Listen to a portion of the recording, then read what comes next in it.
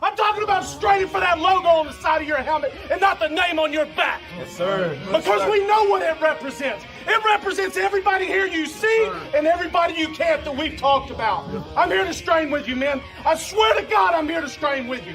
Let's go. Everything you got, strain with everything you got. Let's go. Bills on 3. 1, 2, 3. Bills.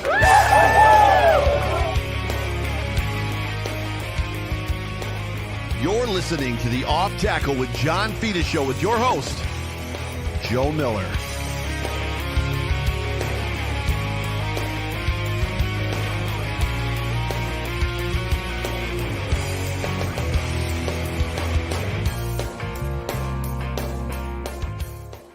Well, what is going on, everybody? Welcome, everybody, into the Off Tackle with John Fina show, brought to you by Ficta, Endel, and Elmer Eye Care on the Buffalo Rumblings Vidcast Network. My name is Joe Miller, the host of this year's show, and that over there is the man of the hour, the one, the only John Fina. John, how are you feeling? I went with the Buffalo Trace. Just, Widow Jane is too good for the day and the night that we had. So I went with the lesser of my two favorite bourbons. So Buffalo Trace over Widow Jane. Much like last night after the game, I watched Interstellar with Matthew McConaughey, Yes. which is the worst movie. But I felt like it's, the game was a kick in the gonads. So I just followed it up with the other foot to the gonads and watched Interstellar. Yes, it's here we are, right? So I think that's pretty much how we would. So I don't even want to be here. Same. So show over. So let's run the promo. And Look at me. I wore black all day like a 105-year-old Sicilian widow whose husband died when she was 33. I had a freaking veil on. I was doing the rosary every day. Sackcloth and ash, like the whole thing. Well, ladies and gentlemen, welcome into the show. We are excited that you are here. To everybody that is piling into the comment section, thank you so much for being here. If you are on Twitter or Facebook, please jump over to YouTube. We are Super Chat Live. You can comment at us. If you want to get John's attention and my attention, if you got a question, comment, concern, whatever, you can Super Chat us, and John will be happy to respond. Also, real quick, very special and awesome happy birthday going out to this guy. So it is Richard Rush, who is a very dear follower of all the shows that I'm on and all kinds of shows, and like he follows most of the content creators, and he's just an awesome dude. I've gotten a chance to meet and become friends with Richard. But everybody in the comments section, please take a second and wish Richard Rush a happy 50th. So he's one of us now. A happy 50th birthday today. So happy birthday, Richard Rush, man. Thanks for showing up to all the shows, and thanks for all your resources and your kind words. Sorry your birthday follows yesterday. But with that, what we want to do is we want to go real quick over to our sponsor, and you're 50 now, Richard, so this might be of use to you. So we'll run this promo and take notes. Picture this: crystal clear vision without the hassle of glasses or contacts. Imagine watching Josh Allen's game-changing touchdowns with absolute clarity. At Ficta, Endel, and Elmer Eye Care, we can make that a reality. Now, in a matter of seconds with Zeiss Smile technology, you can see clearly and get back to doing the things you love as soon as the next day. Visit us online at ficta.com and take our free self-test to see if you're eligible and schedule an evaluation. Ficta, Endel, and Elmer Eye Care. Focused on you. Go Bills! Go Bills is right. If you are in need, play it again. Play it 10 more times, and then we'll just shut the show down. We got like 5 versions of it. If you I know that was Sarah, right? Yes, right. You got Spence. I have only heard yours once. You never play mine. It must be complete and utter manure. if you watch the Hump Day Hotline once in a while, you would hear it because I play yours all the time on the Hump Day Hotline. Yes, everybody is. We've got one from. I'm sorry, I don't watch Hump Day because that's during my sculpting class. Oh, is that right?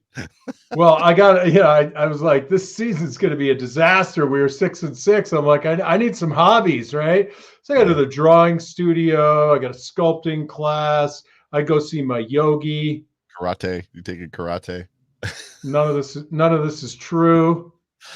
Anyways, I got to start this show or it's never going to end. That's how this works. You start and then you end. So let me start the show, which, by the way, if anybody wants to be fully tortured, coinciding with the beginning of this show and this show starting, the Buffalo Bills replay of yesterday's game is now on NFL Network. So if you'd like to just turn this off and go watch that again, you can. That's a possibility right now. But it is good to have everybody here. This is, I guess, the final show for this season. It doesn't mean it's the final show ever or the final. We don't know. We're going to have some conversations around what this is going to look like kind of going forward. Yeah, I'm excited to be here with you. As everybody knows, I did not do my overreaction show, to be honest with you. There's a select group of people that got my thoughts from this game. John, you were one of them, and so was Jerry. I would imagine that you guys would agree that I was probably not really fit to get on and start ranting about those topics, that long list of topics that I had. I just felt like I didn't want to feed into the negativity that was kind of going on. Oh, I wish you had. That would be something to behold, like a spectacle, a conflagration, a 4-alarm fire. There was a lot of great post-game content, and it was just one of those. So this is the thing for me, John, and I'm going to need you to maybe talk me off the ledge, but I don't think you're in any mood to talk me off any ledges. But I don't. No, I'm pushing, bro. I don't want to be an analyst. I don't want to be a media type. I don't want to be a beat reporter. I love being a fan and being emotional. I don't want to be objective. I want to tell you how I feel and why I'm angry right now from what I saw sitting in my seat that I pay thousands of dollars for and all this freaking merch that I buy. And there was no reason for me to be talking about this game last night or at 8:00 this morning. I literally was just like, it's going to be an hour to an hour and a half of just chaos, things I'm going to regret, right? Is basically what's going to happen. Like, I don't know that the overreaction was going to come out of me finally. So now, talk me off the ledge, John. Tell me why it's rainbows and sunshine, rainbows and roses. I'm sorry. Could you repeat that? The whole thing, like the biblical run of that diatribe. And then you want me to talk you off the edge. The whole time you're saying it, I'm ready to just throw my little podcasting table all over the place, put those helmets on, come to Buffalo, get my 3-point stance and drive you into a snow bunker or a snow whatever the hell they call that thing. Snow bunker, snow bank, bunker. It bunks. I've seen them. Listen, you're well within your right to vent all you want, Joe. And half the things you say are going to be right. Another 40% are going to be near the mark, 68%. The math is all over the place, just like your emotions. But you have to let it out because you're always going to be Bills Mafia, just like everybody in the comments that are calling for McDermott's head and Bean. And I saw somebody say, let's trade Josh. I was like, you're a lunatic, right? Yeah. So you're going to run the gamut of emotions. The long and short of it, and I hate to bring you back, and I'm not trying to talk you off the ledge, but this moment of epiphany hit me earlier. And it boils down to this. We're a 6-6 football team that goes on a bloody run. Mm-hmm. And you can't help but get caught up in it, in the victories that brought us to this point of seeing the Pittsburgh Steelers. All injuries aside, all drama with offensive coordinators aside, you're here now. And you can't help but getting swept up in this thing. The undertow is pulling you in. You're drowning in the excitement of it all, right? Yeah. And then you go out and you beat the Pittsburgh Steelers, which a mediocre team making it to the playoffs. Can't say it any other way. But you're still on this euphoric ride. You had injuries, and you're just willing to say, it doesn't matter. My euphoria is just going to carry this whole damn thing. And I'm guilty too. Like I start thinking, oh, well, we got a chance. We could do this thing. And then I step back and I say, man, our defense is decimated. Mm. I mean, just like pulling guys off the street to play linebacker, right? The rotation at the cornerback position, not having your backup safety. And we talked about it. I said it. If the D line doesn't change the game, and I maybe I didn't say it to you. We got to protect the middle of the field. Can't let Travis Kelce get the ball. We can't, and we have to contain Pacheco. And our defensive front four has to make up for all of it. We did say this at the end of the last show. Wait. Checks notes. Yes, you said all of those things, and they didn't do any of them. And my point is this: you can't help being swept up in the ride, just like everybody, just like me.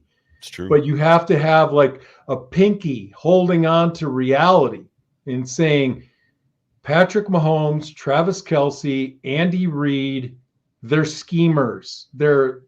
Patrick Mahomes, every time he goes to the restroom, a horseshoe comes out of his ass. And we needed something beyond the personnel we had on the field. We needed a collective miracle, and we didn't get it. That's it. Now, that's the show over? No, the show is not over. I think what's interesting, and I'm not really a super emotional guy. You know me. We've been friends. A lot of people in the chat know Hold me. on. Yep.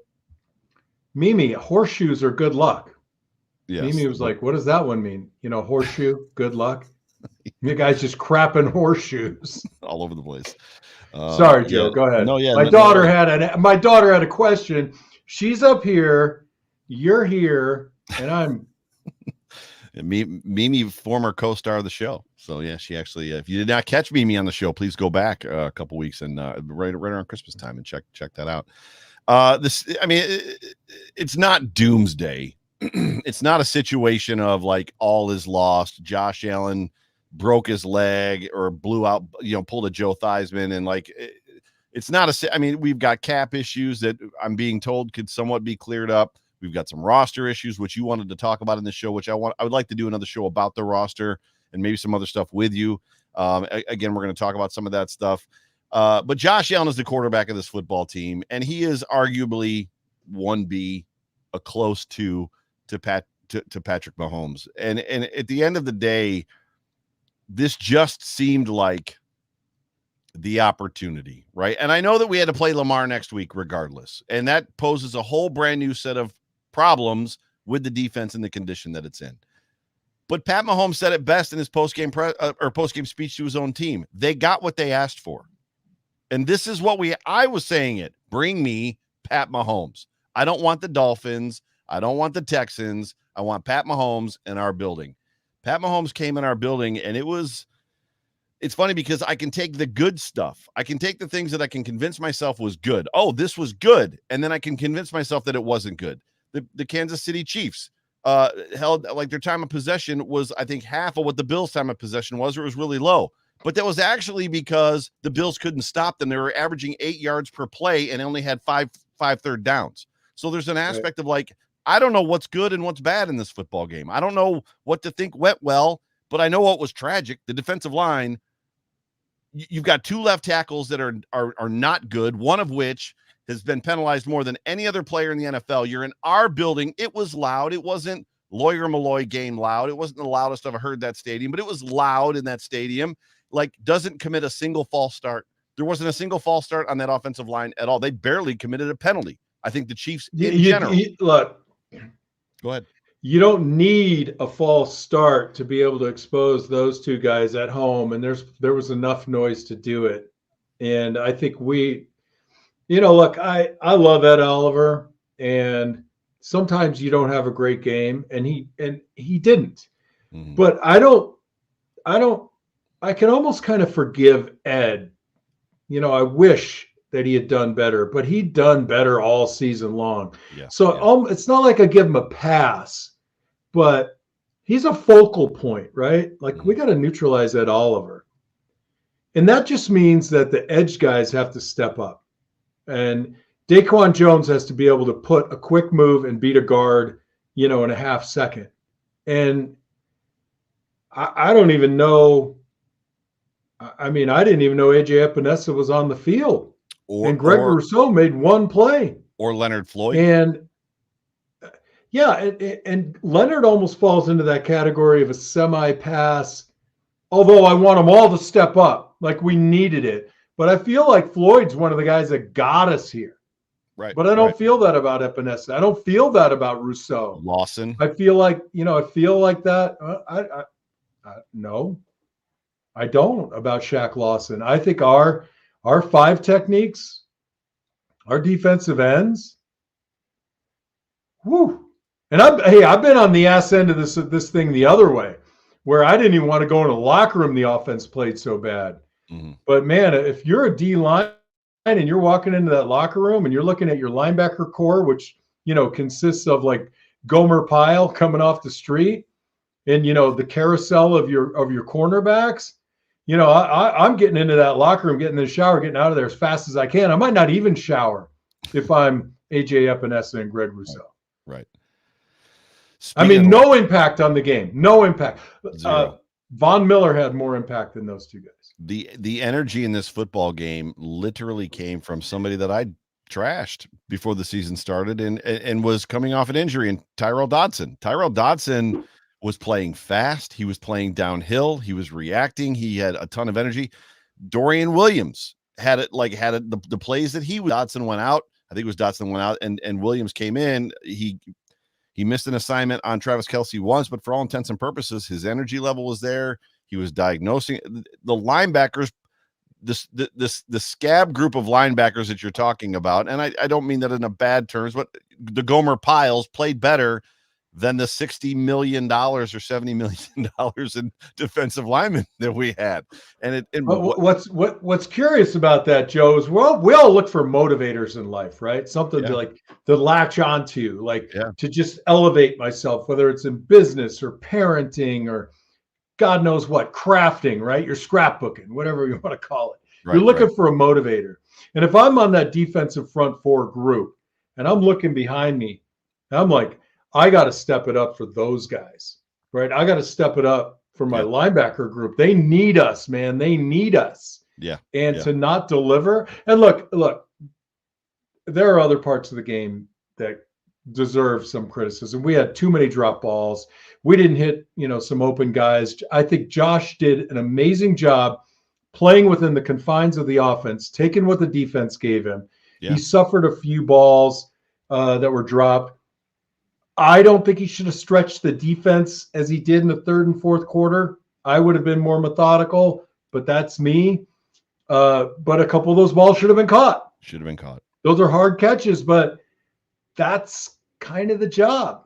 Yeah, there's a lot to be talked. Let's finish up on the defense before we talk about it. And we're not going to necessarily. It looks like we're not apparently going off the script that we normally have, which is fine. There's no script anymore, Joe. This is the last season, man. You want a script? Come on, let it all hang out. Jerry Ostrowski says, and I want to bring this up for a reason, not because Jerry brought it up. Jerry says, I do not think the officiating was horrible. He says, if anything, they let both teams play, which is true.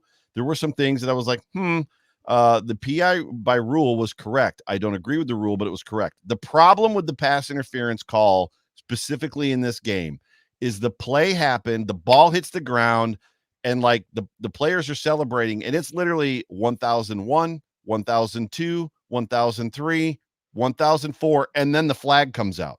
And the defensive players, the defensive backs were celebrating.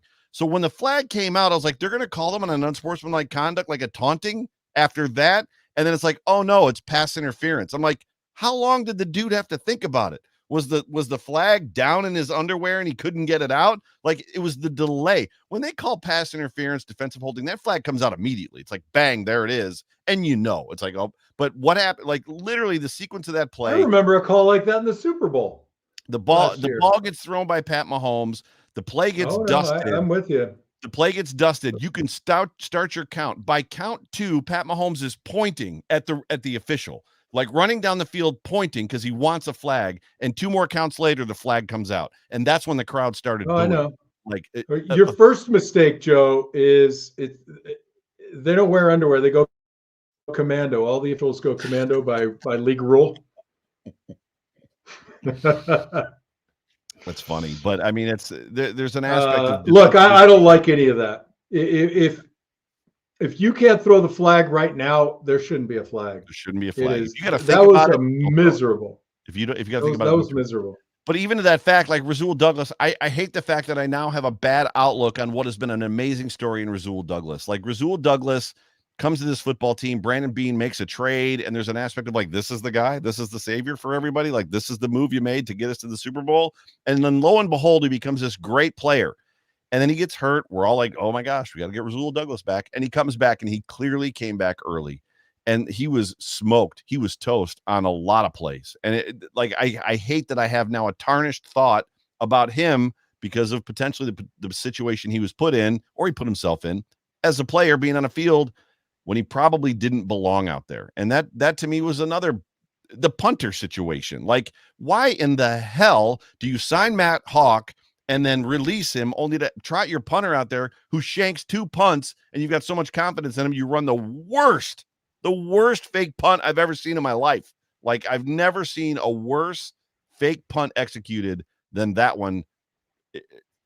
I literally, John, yeah. I was supposed to talk you off the ledge, and I'm just letting you go, bro. I'm not even throwing you a life preserver.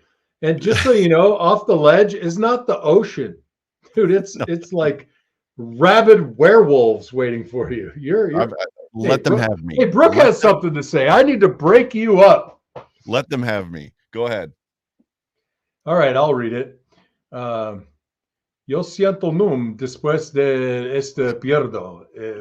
Mucho dolor. I'm sorry. I feel numb after this loss. This hurts.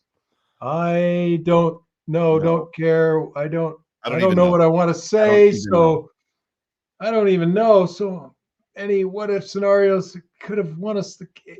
Oh, Brooke. You can't look backwards like Joe Miller. You've got to keep yourself away from the ledge. Don't be Joe Miller. Don't be Joe Miller, Brooke. I think the first what if scenario happened with like the first or second dropped ball. I can't remember if it was Diggs or if it was Sherfield. Sherfield, and I just kind of went, oh, I just had this feeling in my gut. But look, you can't stop Pacheco. You got 4 of your best defensive linemen up there. That to me was I just couldn't take it. They were just driving the ball. You got to make them punt, Joe. They got to punt the ball. That's it. Like, literally, I'm sitting there next to McKenna. McKenna's with me, and it's the third quarter, and I'm like, if we don't force them to punt, there's no way we can win this football game. Like, they have not punted yet. I was like, the Chiefs, like, I thought the storyline was going to be the Chiefs go into Buffalo, win the game on a no punt game. And it's like, the storyline ended up being worse than that, in my opinion, because to Brooke's point, and Brooke, thank you so much for the super chat, and thank you for being a part of the show. So many different scenarios. So many different scenarios. The scenario was the Bills get the ball back with 7.5 minutes, or just under 8 minutes left. And they're gonna take everything they've learned in the last 6 years about how to basically run the timeout of a game. So basically drive that last drive, take the full 7 minutes and score a touchdown like Tom Brady and the Patriots used to do to people. Like, we're just going to go straight down the field methodically. We're going to bleed the clock out. We're going to score in the last second. You guys are going to go home. That was the scenario. And then instead they smash Cook into the freaking defensive line for the 8,000th time for no gain. 2 incomplete passes, missed field goal, game over. And even if they had made that freaking field goal, they got 1 minute and 40 left. Pat Mahomes has 1 minute and 40 left, a guy you have not stopped. You're giving him 1 minute and 40. Look, that was a painful drive, right? I mean, there were a lot of opportunities to make that drive look better. And I know you want to give Bass a little bit of a pass, but his job was to tie the game, and it was a makeable field goal for him. And I know you could say, well, Patrick Mahomes will just come back and win it, but you can't look at it that way. You have to look at the moment in time where you have to do your job, right? Stephon Diggs has to catch the ball. right? You have to make a tackle, right? You have to kick the field goal. That's your effing job. And what happens next, once I do my job, is up to somebody else. So you don't exonerate them. Now, any pathetic scumbag that's going after Tyler Bass the way they are on social media right now, I mean, see something, say something. I don't know if I should say this, but we are the Bills Mafia, right? Like, I'm not saying physical takedown, but if you know somebody who's doing that, you know, I think that's pretty good for public shaming right there. Agreed. That I don't even want to bring it up, but yes, what's happening there is not a great situation. I don't want to give Tyler Bass a pass, but I don't want to necessarily lay all the blame at his feet either. The issue that I have, I don't think you are, but he deserves the blame for not tying the game because that's his job on a makeable kick with the wind, if I'm not mistaken. Well, the wind was left to right, but more than that, the bigger problem is the fact that this is his home field. These are the winds that he practices in. He's the one that should be automatic from that distance, not Harrison Butker, who made a field goal in that direction. Like, that's the problem that I have. Like, of all the people, a home kicker of an outdoor stadium is not the guy that generally has the problem. It's the other guy because he doesn't know what to expect with the swirling. Well, except that he kicks on grass in Kansas City where it's also not warm. I feel like he should just make it. I don't think that Harrison Butker, we should be looking for that guy to miss. And I know what you're saying. Right.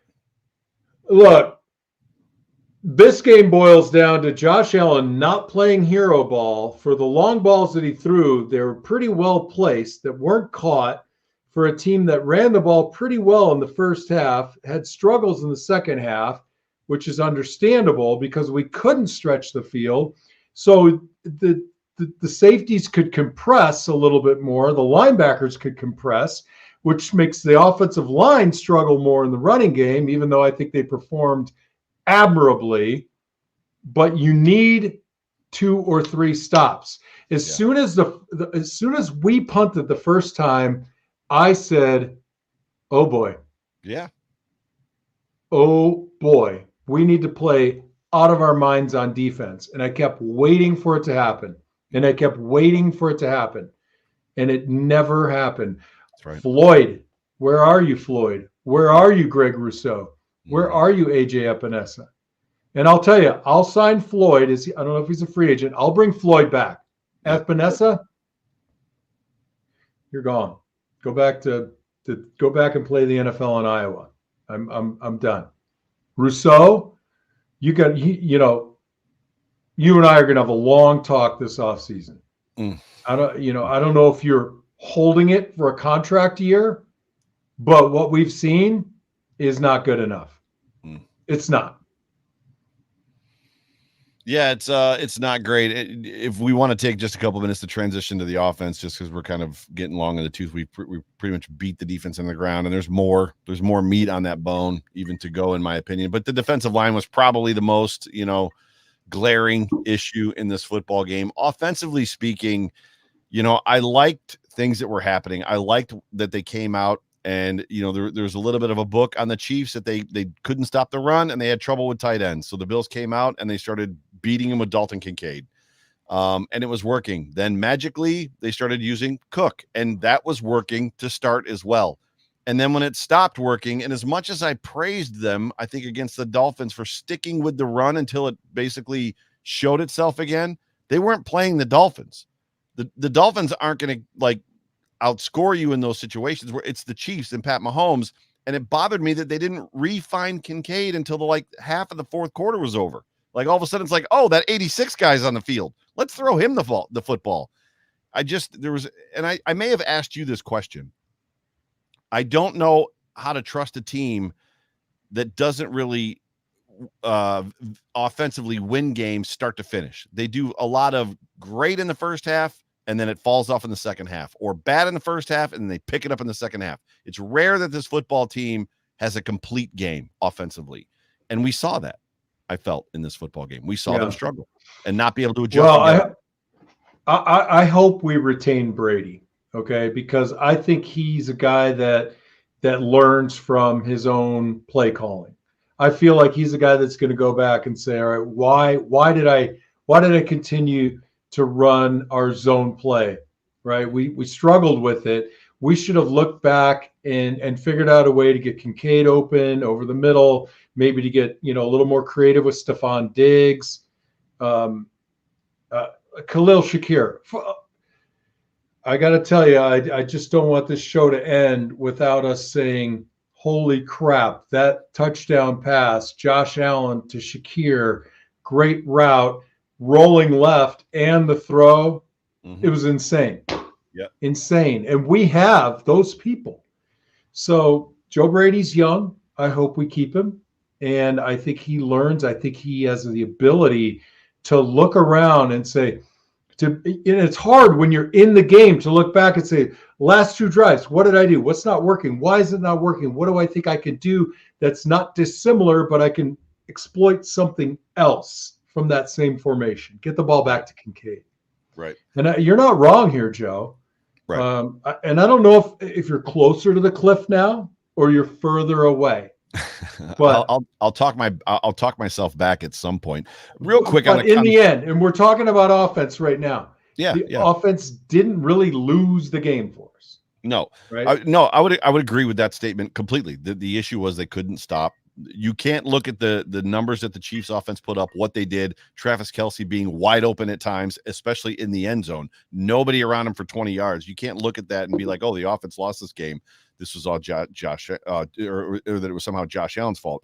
On your point about Shakir, specifically that play, for those that are listening, and I got a couple points on that. Number one, the fact that the amount of players, NFL players, and then former players that are now media guys are really freaking out about that play, about what Josh did on that play, and that it was basically not superhuman, but it was just the play call, what happened in the motion, running out to his left, and then putting the ball where he put it against the corner that had not given up a touchdown all season is huge. Like that was an amazing play, and it was an amazing throw, and it was an amazing catch. However, Joe Brady didn't design that play. That was an off script, come back to the football, follow me kind of a play. So that's all I would say about the Joe Brady part. I'm excited about Joe Brady. I think he gets a little too run heavy at times. Josh Allen as a quarterback in this team is a team that throws the football. That's who they are. And I don't want to see 60% runs, especially when you got Josh Allen as your quarterback. I think the Chiefs don't run the ball 60% of the time. The Bills shouldn't either. Neither should the Chargers. Neither should necessarily anybody that's got an elite quarterback. And then lastly, as far as Shakir goes, and I've had to have a lot of conversations today in my DMs just about Shakir specifically, because I was, again, not a big Shakir fan coming in. Not to say that I didn't like him. I just didn't understand why we were giving him flowers on 10 receptions from last year. He played well. He played great. The dude doesn't drop a football. Like he's a very, very good player. But I've got people telling me today that like move Diggs to number 2 and make Shakir your number 1. And I just want to just say that Khalil Shakir is a nice player, but he is not a number 1 wide receiver. And the best example that I can give people is we lived with Robert Foster, Kelvin Benjamin, like these guys, Duke Williams, these names that it's like, oh my God, this guy could be a number 1. He's our number 1. He's our number 1.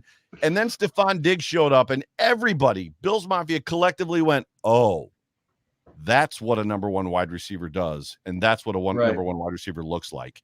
Khalil Shakir is great. I love him on this football team. He's not a number 1 wide receiver. So Bills Mafia no, he's not. Love him, buy his jersey, but he's not a number 1 wide receiver.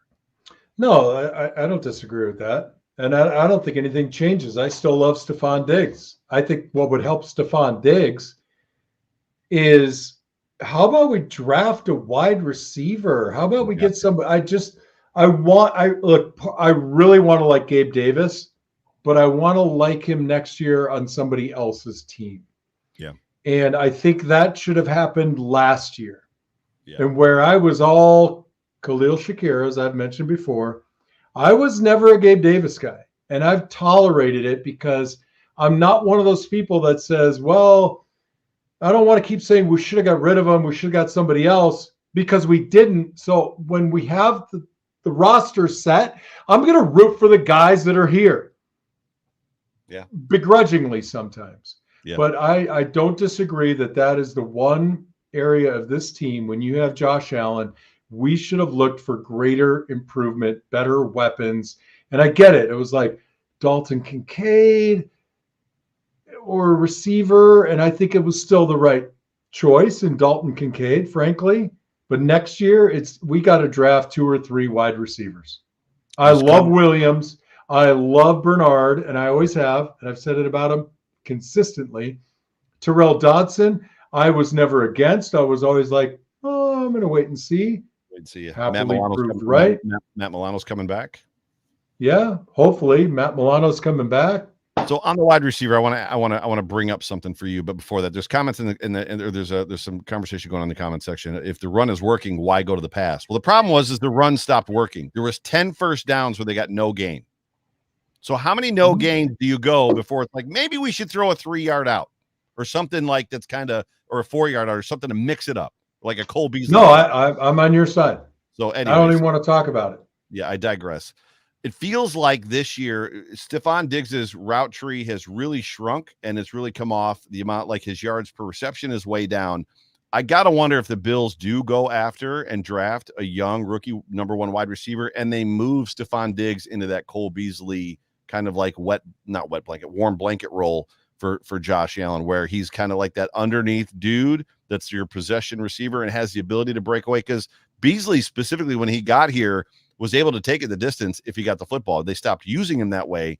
But I got to wonder if they go and get in the draft a first-round rookie wide receiver that has that ability to become a true number 1 stud. And that way they can literally keep Steph on this team and be effective. Because Steph, I mean, he's in his 30s. He's had, I don't even, how many, was it 6,000-yard receiver, 1,000-yard receiving years? Like Sterling Furrow said it on Wednesday. You know, it comes for us all. Like age comes for us all. At some point in time soon, probably before the end of his contract, it's gonna come for him too. The question is not me, bro. Bourbon comes for me. Bourbon was the answer. The question is at what point did the Bills make a move? I feel like they almost were transitioning towards that this year. Like, let's start getting Steph not running go routes every other play, right? Not being the guy that's doing the deep posts and stuff like that. But I don't agree with you. I just don't think you can run the go routes if you don't have 2 guys separating the secondary, right? So break that down for dumb guys. Break that down for dumb guys like me, because I've never heard that said before. So I'm not challenging you or questioning you. I just if you are going to stretch the defense on the right side of the ball, you've got to be able to provide something that pulls the safety to the middle of the field. And typically you're going to see another post route to put that deep safety in a bind, right? Okay. But we never had that guy. Now, I say that with the same caveat I've always given about Khalil Shakir and James Cook. They should have been utilized more last year instead of easing them in. Because I think Khalil Shakir could have been that guy. You bring Dalton Kincaid up the seam, and you bring Shakir from the backside, and he's running a skinny post, and you have Stephon Diggs running deep on the right. Those safeties are like, now I got to choose, right? And Gabe Davis was not the guy. And we couldn't get Stephon to stretch it because somebody's got to pull somebody away, Joe. That totally makes sense. I don't know. I can't imagine Gabe Davis staying. They asked him in his locker clean out presser in his interview. They asked him about staying, and he said he'd love to be in Buffalo. He'd love to be here. He loves this city. He loves this team. He loves everything about the opportunity to be here. Actually, Dawson Knox said a very similar thing, even though Dawson's still under contract. But I think there's some savings there if they cut him loose. But Gabe did say that he's going to wait until March. Like, he's going to wait until March to see what free agency brings him. So you can probably pretty much, the Bills aren't going to pay him 16 to 18 million a year, which is probably what he's going to get, 14 to 18 million a year. And I can't see it. And for that, it's like you said, I don't see anybody paying him more than 12. I think it'd be a surprise. I very much believe something is fundamentally and holistically changed in this offensive scheme from the 13-second game until today. The way that they throw the ball, the way that they run the ball, the way that they're calling plays. So he could very easily say, I am the guy from the 13-second game. That's who I am. However, the offense changed and I was a good soldier and they asked me to block. So I became the blocking wide receiver that they needed, and I did that well. All you got to do is change my role, and I can easily become the 13-second wide receiver guy. To me, he's and I think any general manager would be like, you know what? You're right. Too many injuries. He had one. He's only And last year. What did he have last year? I don't remember. He was always recovering from some. Oh, he had the ankle. He had the ankle. Yep, he had the high ankle sprain that stuck with him all last year. You're not necessarily wrong. It'll be interesting to see what happens there. I love Cook. I love Johnson in the backfield. I think adding Nyheim Hines is going to be tremendous. Those three together. Hopefully we keep Johnson. I like what that brings us, that dimension. Oh, let Damian Harris go. Keep Ty Johnson. I got to tell you, Latavius Murray, I like him. I'm not sure I think you go get another undrafted free agent running back and bring somebody on. They've got Nyheim Hines coming back. I don't know if they need to. I mean, Hines is a good player. Is he going to be healthy? Oh, yeah. Well, I mean, you hope. He hurt his ACL. He was in that Sea-Doo accident, whatever, the jet ski accident, I think early summer, June or July. So he's probably healthy now or getting close to it, right? He might not be 100%, but I'm sure he's running already and working. He's probably doing squats, deep squats, right? No answer on that one. Okay. Anyways, when you look around, man, as great as the technology is in the ACL replacement, yeah, not everybody responds, right? Not everybody is Peterson. Some guys are Von Miller, and I think it's a little bit different. Von's stop and go is probably different than Peterson's was. Yeah, but that's a rough deal, man. It's not as bad as it was 30 years ago where they just filleted your knee open. I remember watching something. It was probably 20 years ago, and it was like one of those PBS specials where they were doing an arthroscopic knee surgery, and they had I don't know how many instruments inside the knee, and the doctor like is underneath, and he's like got this metal rod, and he's just going like smashing the metal rod into the guy's knee. And I'm like, that can't be good. Like, I don't know what anybody's doing over there, but that just can't be. Yeah, that can't be. That's not a delicate surgery at all. Well, shout out to Uncle Mark Fina. He got his hip replaced today in New York City. Oh, nice. And you get your hip replaced. They get you up and you start walking right after. Yeah, it's incredible. And they do similar with knee surgeries, right? When they do knee replacements, I think it's actually relatively quick recovery, which is absolutely nuts.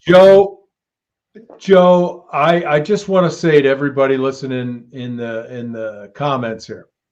Yeah. This was a 6-6 team. Yeah. And everybody in the comments, and maybe even you and me at one point just said there was just too much. We cannot recover from this. The injuries, the OC.